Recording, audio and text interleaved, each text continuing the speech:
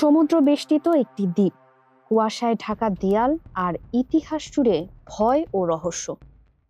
এইসব চিত্রই ভেসে ওঠে আলকাট্রাস কারাগারের নাম শুনলেই। বহু বছর বন্ধ থাকার পর আবারও আলোচনায় এসেছে এই কুখ্যাত কারাগার।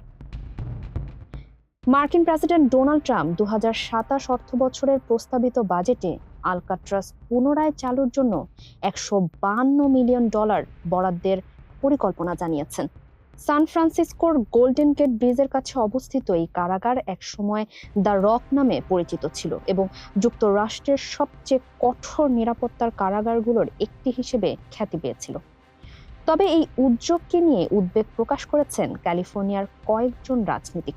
তাদের প্রশ্ন হচ্ছে, প্রকল্পের প্রকৃত ব্যয় কত হবে এবং আধুনিক সময়ে এটিকে আবার কার্যকর কারাগার হিসেবে চালানো কতটা বাস্তবসম্মত।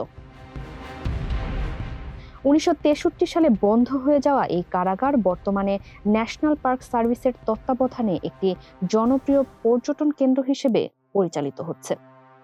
ফারিহা আহমেদ, মানবকণ্ঠ।